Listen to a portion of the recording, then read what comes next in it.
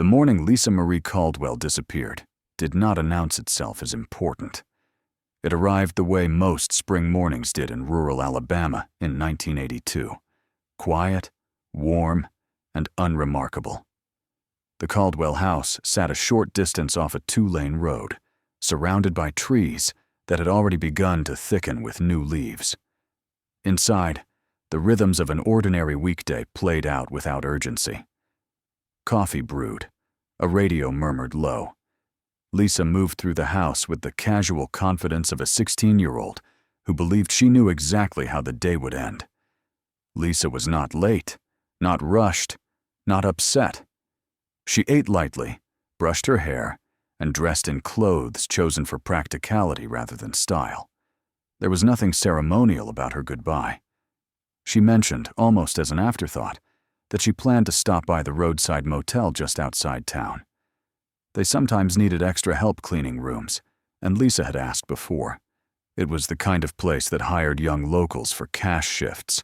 Nothing formal, nothing unusual. Her parents barely registered the detail. By lunchtime, she'd be back. By dinner, she'd definitely be home.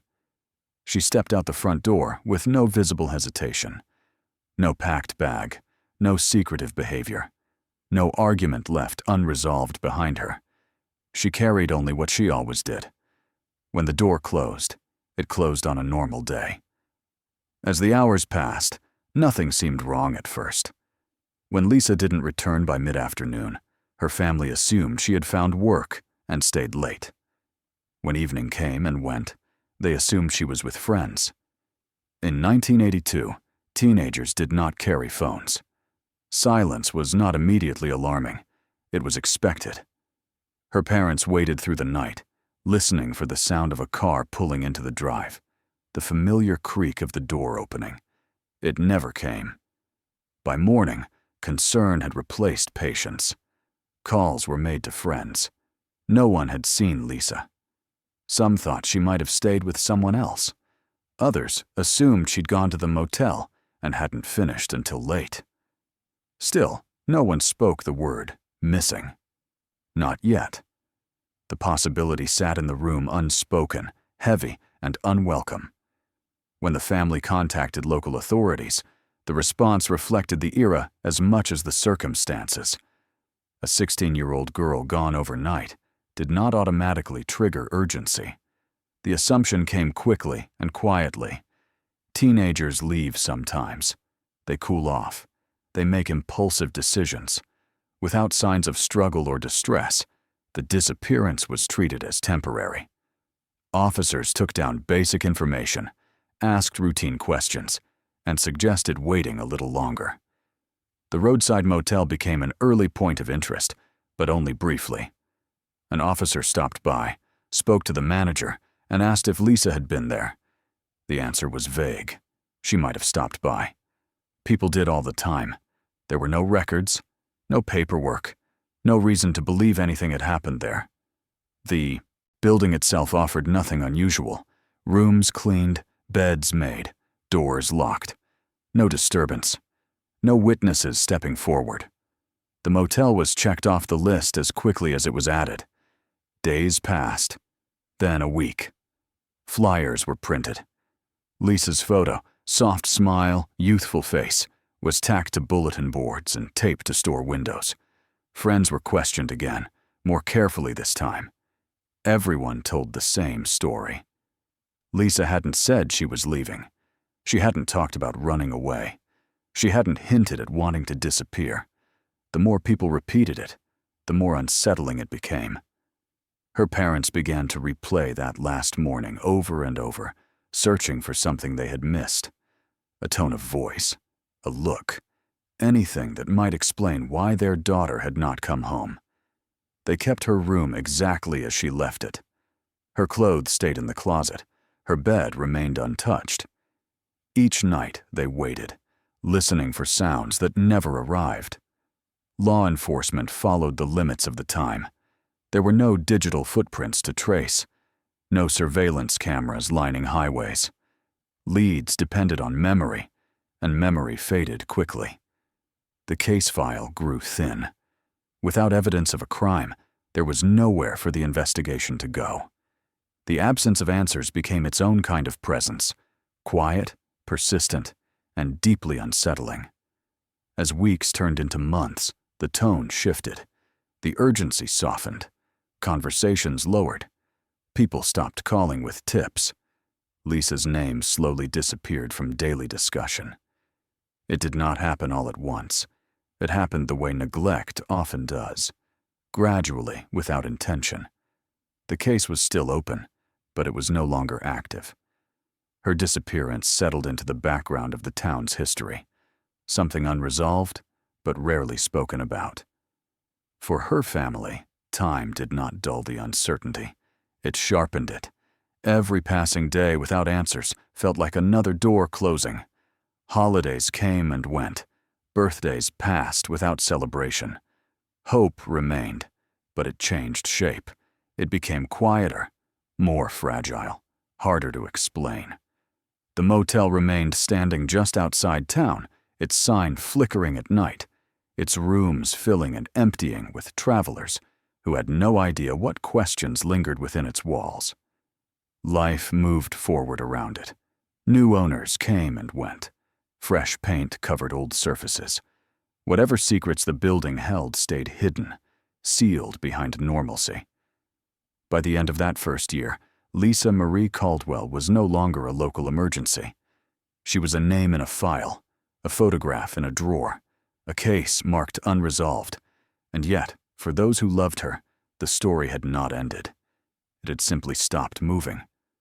No one could know then that the truth had never left that motel, that the answers were not lost to time or distance, but quietly waiting, concealed in a place no one thought to look. And as the town settled into forgetting, something remained behind, silent, hidden, and untouched, beginning a countdown that would last more than 3 decades. In the weeks after Lisa Marie Caldwell failed to come home, the town moved into a strange in-between space where concern still existed, but urgency had already begun to thin. Law enforcement did what was expected for the time. Flyers were circulated to nearby counties. Her photograph appeared at bus stations, truck stops, and grocery store bulletin boards. Officers spoke again with her friends, teachers, neighbors. They retraced the limited timeline they had, walking it forward and backward, hoping something would change depending on the direction they looked. Nothing did. No one could say they saw Lisa get into a car. No one could say they saw her leave town. No one could place her with another person after that spring morning. The motel manager repeated the same statement each time he was asked. Lisa had stopped by. She might have asked about work. People did that all the time. If she came back later, he didn't remember. If she left, she did so alone. There was no paperwork, no shift log, no reason to believe she ever officially worked there that day. Officers checked the motel rooms again. Everything looked ordinary. Sheets had been changed, trash emptied, doors locked. In a case that depended entirely on interruption, on something being out of place, the motel offered nothing. With no crime scene, there was no crime to investigate. The building was quietly released from focus, sliding out of the center of the case without resistance. Bus stations were checked next, then highways, truck stops. The possibility that Lisa had left town on her own was discussed openly, almost casually. It was not an accusation, just an assumption shaped by the era. Teenage girls ran away sometimes, especially girls who wanted more than small towns could offer. Especially girls who were old enough to pass for older. Her family pushed back hard against that narrative. They described Lisa's routines, her plans, her ordinary life. She had talked about finishing school. She had talked about working. She had talked about leaving someday, yes, but not disappearing. Not without telling anyone. Not without taking her things. Not without saying goodbye. Their objections were noted, written down, and then slowly buried beneath the same problem that haunted the case from the beginning. There was nothing to prove she hadn't left voluntarily. There was also nothing to prove that she had. Within months, the language surrounding the case began to change. The words endangered and urgent disappeared from internal descriptions. Lisa was reclassified as long-term missing. The difference was subtle but devastating. It meant fewer resources, fewer active hours, fewer checks. The file was no longer something that moved. It became something that waited. Emotionally, the town followed the same path. At first, people asked about Lisa with sincerity, then with caution, then less often. Eventually, only when her parents were present. Even then, conversations felt strained, as if the question itself might reopen something everyone preferred to keep closed. Inside the Caldwell home, nothing moved on. Lisa's mother kept her room exactly as it was. Her clothes stayed folded, her bed stayed made. Dust gathered, but nothing was removed. Each time the phone rang, hope surged, followed by disappointment. Each knock at the door carried weight far heavier than the sound itself. Her father took a different route through his grief. He drove, slowly, past the motel, once a week at first, then more often. He didn't stop. He didn't go inside. He just passed it, again and again, as if repetition alone might force the building to give something back. Rumors filled the silence. Someone mentioned truck drivers. Someone mentioned trafficking. Someone said Lisa had been seen in another state. Someone said she wanted to start over. None of it held up. Each rumor rose briefly, then collapsed under scrutiny, leaving the space around it emptier than before. By the mid-1980s, the case had become something uncomfortable. It was discussed in lowered voices, if at all. People avoided specifics. The motel stayed open, its rooms filling with travelers who had no connection to Lisa and no knowledge of her story. Life layered itself over the disappearance, year by year, until the absence felt almost historical. Law enforcement revisited the file occasionally, usually prompted by anniversaries or family requests. Each review ended the same way. No new leads, no new witnesses, no new evidence. The paper grew older. The ink faded. The questions remained exactly where they were. For Lisa's family, time did not bring closure. It brought a different kind of pain. One built from repetition, from explaining the same story to new officers, from watching the world quietly decide that enough time had passed to stop looking. By the late 1980s, Lisa Marie Caldwell was no longer a current case. She was a memory, a photograph, a name that existed mostly within her family, and a thin police file. The town had adjusted. The system had adjusted. Everything had found a way to continue. Everything except the truth. Because while attention faded and assumptions hardened, something critical remained untouched. A place that had been checked, dismissed, and forgotten. A space no one believed could hold answers anymore. And with every passing year, that silence grew heavier, carrying with it the weight of something unresolved, waiting patiently for the moment someone would finally look in the right direction. By the early 1990s, Lisa Marie Caldwell's disappearance had settled into a different category of existence. It was no longer something unfolding. It was something that had already happened, sealed in the past, referenced only when someone went looking for it on purpose. Her name appeared on cold case lists now, typed in uniform font alongside dozens of others from the late 70s and early 80s. Names without faces for most people. Dates without memory. The investigators who had first handled Lisa's case began to retire. Some moved away. Others passed on. With them went small, undocumented details, impressions, instincts, off-the-record doubts that had never made it into the file. New detectives inherited the case as paperwork rather than experience. To them, Lisa was not a girl who vanished from their town.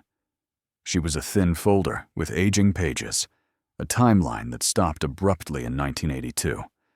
The motel changed too. Ownership passed quietly from one set of hands to another.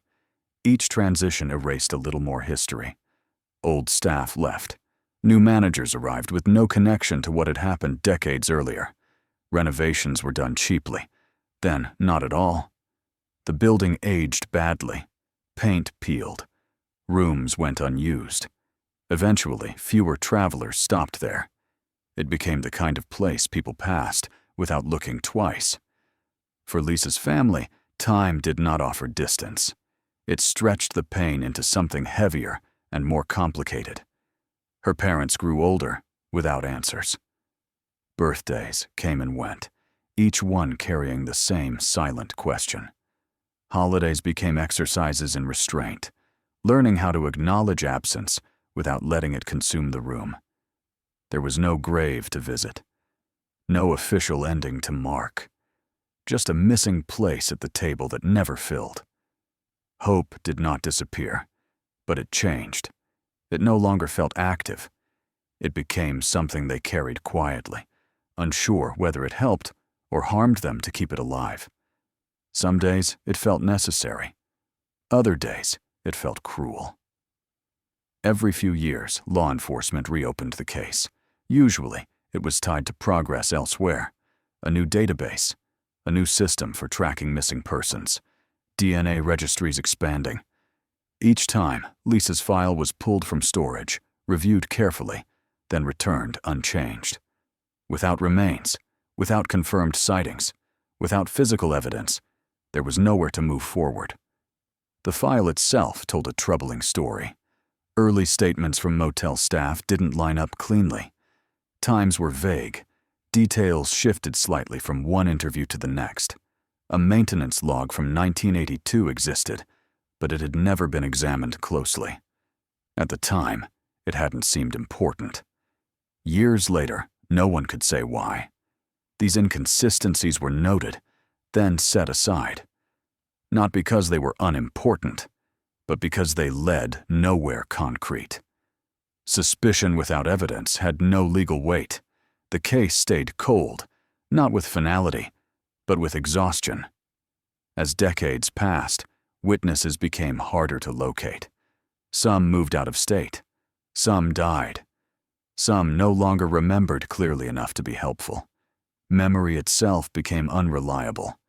The passage of time blurred details that once might have mattered. To the outside world, Lisa Caldwell slowly disappeared again. This time, not physically, but socially. Her name stopped appearing in local media. Her photograph yellowed. New generations grew up in the same town without ever hearing her story. Silence replaced speculation.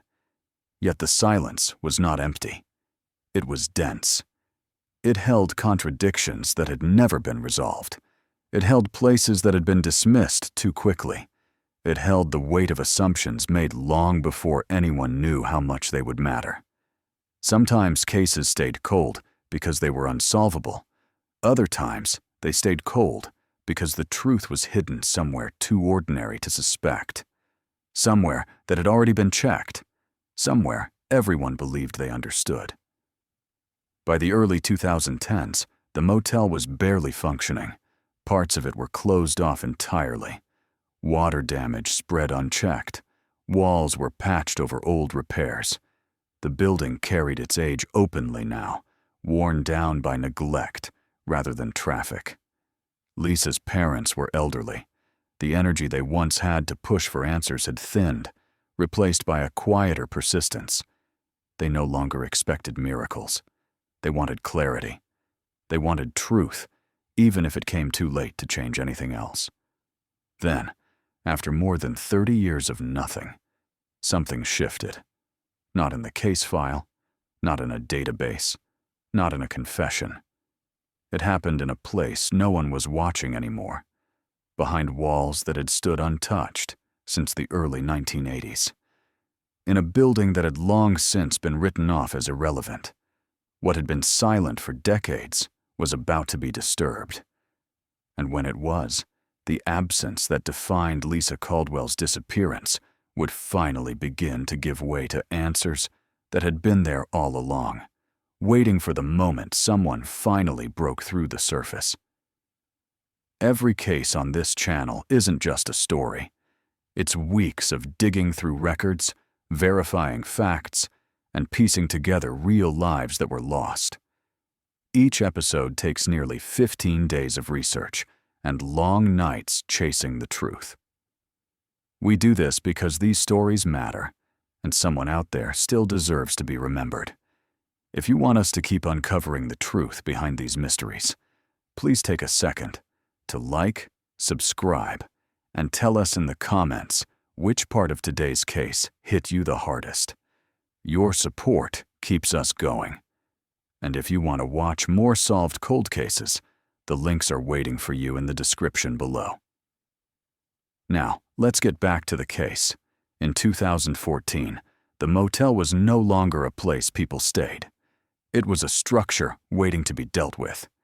Years of neglect had turned it into a liability, and the new owner, more investor than innkeeper, authorized a full renovation with the understanding that parts of the building might need to be stripped down to the frame.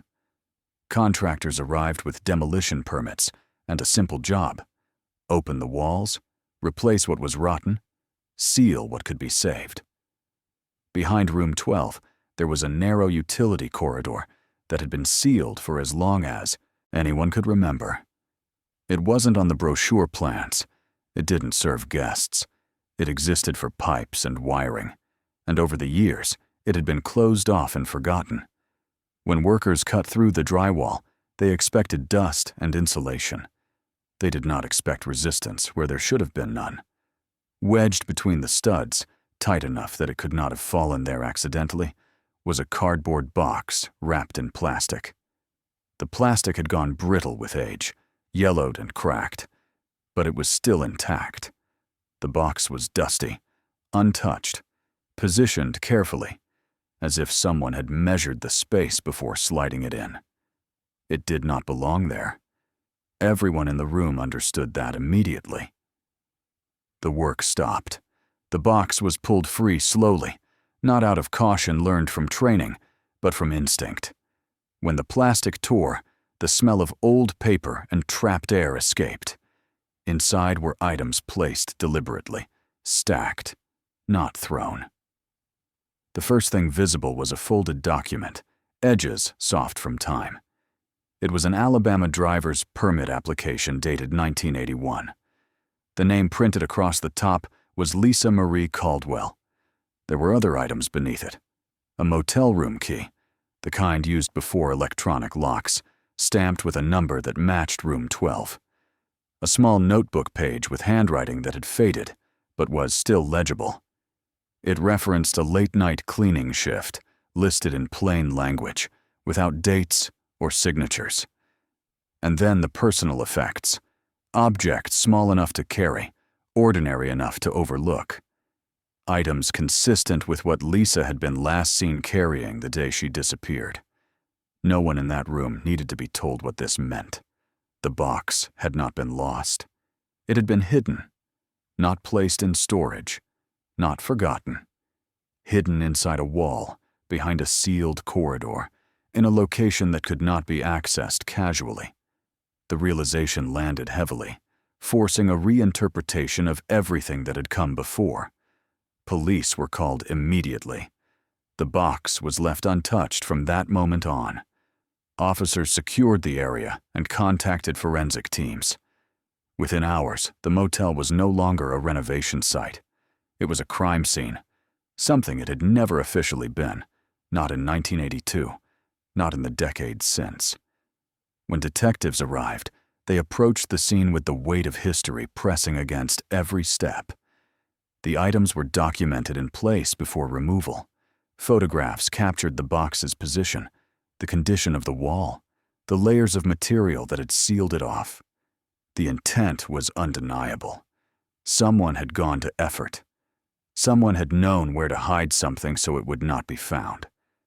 The case of Lisa Marie Caldwell was reopened the same day. For the first time in 32 years, the motel moved from the margins of the investigation to its center. Everything about the disappearance was reframed by that box, The old assumption that Lisa had left voluntarily collapsed under the evidence.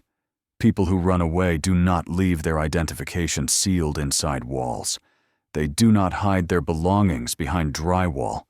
They do not vanish without taking what they need to survive. This was not absence. This was concealment. The news traveled quickly. Detectives contacted Lisa's surviving family members before the information reached the public. The call carried a mixture of dread and relief. Something had been found. Not answers yet, but proof. Proof that Lisa had not been forgotten by chance, but hidden by design. Forensic teams processed the contents with modern methods that hadn't existed when Lisa disappeared. Fingerprints were attempted, though time had erased most usable traces. Fibers were collected. Paper was tested. The motel key was logged and matched to old records that had once seemed insignificant. Each item was treated as evidence, not mementos. Investigators walked the building again, this time with purpose. They studied the walls, the layout, the access points. The utility corridor behind room 12 was examined closely. It had been sealed early, likely during a renovation shortly after Lisa vanished. Whoever hid the box had known that space would be closed off. That knowledge narrowed the field of possible suspects immediately. The motel's history was reconstructed, piece by piece. Ownership changes, staff lists, maintenance schedules. Anyone who might have had access to the corridor in 1982 became relevant. Statements taken decades earlier were reread with new eyes. Inconsistencies that once seemed minor now carried weight. The box did something else too. It returned Lisa to the present tense. She was no longer just a photograph from the early 80s.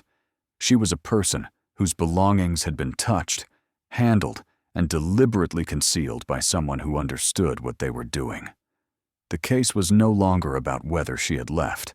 It was about what had happened to her inside that building. Public reaction followed. Media outlets picked up the story, careful this time, restrained but clear. A missing girl from 1982. Evidence found behind a motel wall. The phrase cold case was used, but it felt inadequate. Cold cases were dormant. This one had been waiting. As investigators worked, they understood the limits of what the box could provide. It did not contain remains. It did not contain a confession. It did not say how Lisa died. But it did something just as important. It proved that the truth had been close all along, buried behind assumptions and neglect. The motel was locked down for a full forensic sweep. Floors were tested.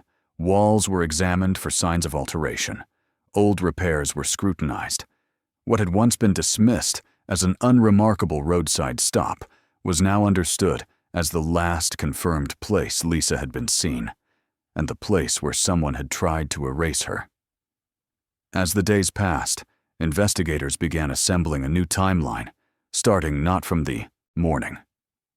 Lisa left home, but from the moment someone decided to hide her belongings. That decision suggested panic, control, opportunity. It suggested someone with access, privacy, and the confidence that they would not be challenged. The box behind the wall did not answer every question, but it answered the most important one. Lisa Marie Caldwell had not disappeared on her own, and as detectives prepared to reconstruct the night she vanished, it became clear that the next phase of the investigation would not be about finding her. It would be about identifying the person who believed that 32 years of silence would be enough to keep the truth buried forever. With the box removed and cataloged, the case entered a phase it had never truly reached before. For the first time, investigators were not speculating forward from a disappearance. They were working backward from evidence.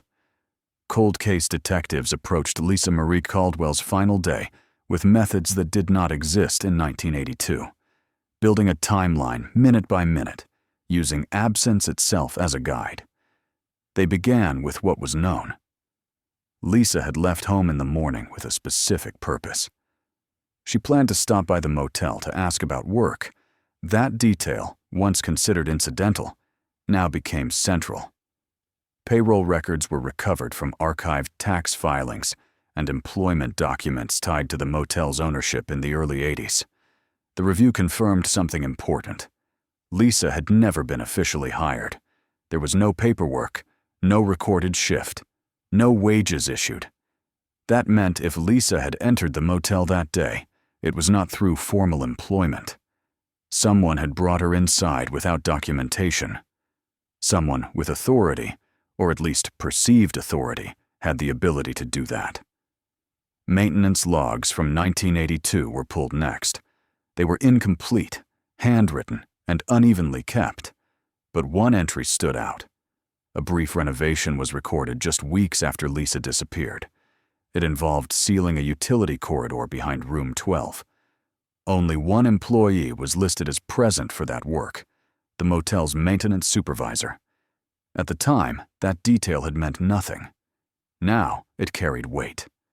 The corridor where the box was found could only have been accessed during that renovation window. The wall had been closed deliberately, not as part of routine upkeep, but as a targeted structural change. Whoever hid the box had known exactly when and how the space would be sealed. Detectives re-interviewed surviving witnesses connected to the motel. Former staff members were tracked down across states. Some were reluctant, some were unsure. Time had worn their memories thin. But inconsistencies emerged when their old statements were compared against new ones. The maintenance supervisor's account of that day shifted subtly each time it was retold. He had said he wasn't working that afternoon. Then that he was on site briefly. Then that he couldn't remember. Those inconsistencies might have been dismissed years earlier. Now, they were contextualized by evidence. Forensic analysis of the items in the box added another layer. Trace fibers were recovered from the plastic wrapping and the notebook page. Under microscopic examination, they matched carpet remnants once used in room 12. The carpet itself had been replaced long ago, but purchase records and manufacturer samples confirmed the match. Lisa's belongings had been inside that room. That detail narrowed the window even further. Lisa had not just been near the motel. She had been inside a specific room.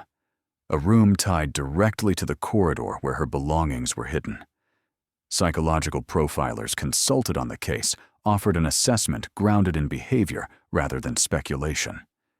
There was no evidence of long-term planning, no attempt to remove all traces.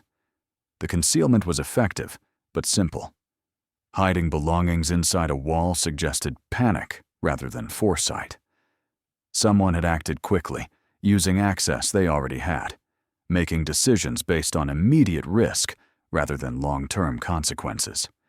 This was consistent with a crime of opportunity.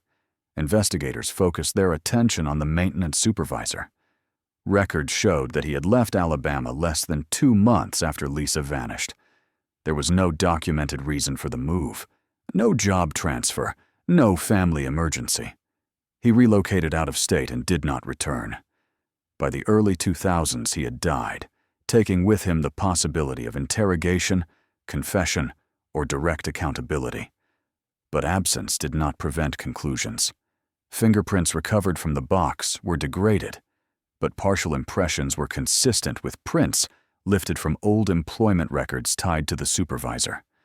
Not definitive alone, but corroborative. Combined with access, timing, and behavioral patterns, the evidence formed a coherent narrative. Investigators reconstructed the night Lisa vanished.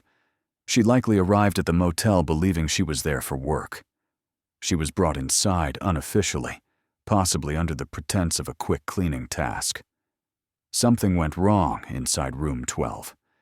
Whether it was an advance, a confrontation, or a moment of violence could not be determined with certainty. What followed, however, was clear. Lisa did not leave. Her belongings were gathered, not discarded, not destroyed, gathered. That detail suggested control. Someone intended to deal with the evidence later, Instead, fear intervened. The renovation provided an opportunity. The wall provided a solution. The box was hidden with the belief that time would do the rest. And for 32 years, it did. As the reinvestigation unfolded, Lisa's family received updates carefully, deliberately. Each revelation carried pain, but also something else. Validation.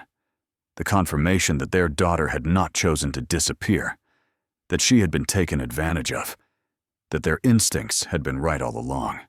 Law enforcement prepared their findings for public release. They knew the limitations. There would be no arrest, no trial, no sentencing.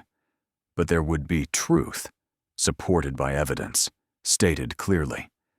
The case had moved from uncertainty to conclusion, not complete, not perfect, but resolved in the way cold cases sometimes are, through reconstruction rather than confession, through convergence rather than revelation. As investigators finalized their report, one question remained unanswered. What would justice look like now, after so much time had passed, after the person responsible could no longer be held to account? The answer would come not through punishment, but through acknowledgement. Through a public declaration that Lisa Marie Caldwell's disappearance was no longer a mystery of absence, but a documented act of concealment. And as authorities prepared to close the case officially, the focus shifted from the man who had hidden the truth to the girl who had been denied it for more than 3 decades, and to what it meant to finally give her name back to history. By the spring of 2015, the investigation into Lisa Marie Caldwell's disappearance had reached a point that few cold cases ever do. There were no dramatic arrests waiting to happen, no courtroom reveal, no living suspect to confront. What remained was something quieter, heavier, and harder to define. Certainty. Alabama authorities stood before the public and did something that had not been possible for more than 3 decades. They spoke Lisa's name with finality. They announced that the case was considered solved. The statement was careful, deliberate, and restrained. Investigators explained that while Lisa's remains had never been recovered, the evidence supported a clear conclusion. She had been killed inside the motel on the night she disappeared in 1982. Her belongings had been deliberately hidden behind a wall to erase her presence and delay discovery. What had once been treated as a possible runaway case was now officially recognized as a homicide. For Lisa's family, the announcement landed with a complicated force. There was no relief in the traditional sense, no celebration, no sense of victory. Instead, there was a release of tension that had been carried quietly for 32 years. The uncertainty was gone. The waiting was over. Her parents received the ruling privately before it was made public. Investigators explained the findings slowly, giving space for questions that had waited decades to be asked. They provided a cause of death determination based on forensic reconstruction and investigative consensus. They acknowledged what the family had said from the beginning. Lisa had not left on her own. She had not chosen to disappear. She had been taken from them. That acknowledgement mattered more than anything else. It restored Lisa's story to what it should have been all along. Not a cautionary tale about teenage rebellion. Not a footnote about youthful impulsivity. But a documented act of violence against a young girl who trusted the wrong place at the wrong time. The absence of remains remained painful. There would be no burial, no physical goodbye. That loss could not be undone. But the official ruling gave the family something they had been denied for most of their lives: the right to grieve without doubt, the right to say Lisa's name without explanation, the right to stop wondering if they had missed something that day in 1982. As the case closed, attention turned briefly back to the motel. By then, it was beyond repair. Years of neglect had hollowed it out. The building that had held the truth for so long no longer served a purpose. Shortly after the investigation concluded, it was demolished. There was no ceremony, no crowd. Just machinery reducing the structure to debris. Walls that had hidden a box for 32 years came down in minutes. The utility corridor behind room 12 disappeared completely, taking with it the last physical connection to the crime. What remained was an empty lot, stripped of its history, quiet again. In Lisa's hometown, something new appeared. A small marker, placed without spectacle, bearing her name. Not a grave, but a point of recognition. A place where her life could be acknowledged publicly, where silence could finally be broken in a way that felt respectful rather than forgotten. People who had known Lisa stopped by. Some left flowers. Some stood quietly. Some said nothing at all. For those who had grown up hearing her story in fragments, the marker gave it shape. It made her real again, not as a mystery, but as a person whose life had been cut short.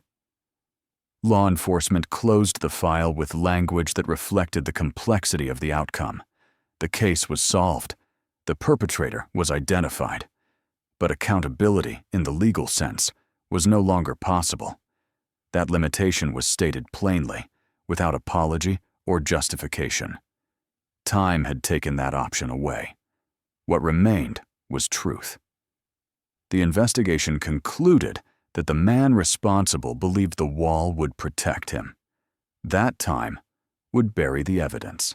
That silence would finish what violence began. For 32 years, that belief held. Not because the truth was impossible to uncover, but because no one knew where to look. It was a box, a small, ordinary container, hidden behind drywall, wrapped in plastic, forgotten by everyone except the person who put it there. That box carried Lisa's name through decades of silence. It outlasted ownership changes, renovations, neglect, and decay. It waited. In the end, it did what no witness, rumor, or assumption ever could. It spoke. Lisa Marie Caldwell did not return home in 1982. Her life ended in a place that was supposed to be ordinary, and her absence shaped decades of quiet grief. But she was not lost to time. She was not erased. She was hidden. And when the truth finally surfaced, it did not arrive loudly. It arrived carefully, through paperwork, through reconstruction, through patience, through the recognition that sometimes justice does not look like punishment, but like acknowledgement. Her name was given back to her. Her story was corrected. And while nothing could return what was taken, the silence that defined her disappearance was finally broken. The smallest hidden object had carried the weight of decades, and when it was found, it did what time could not. It told the truth.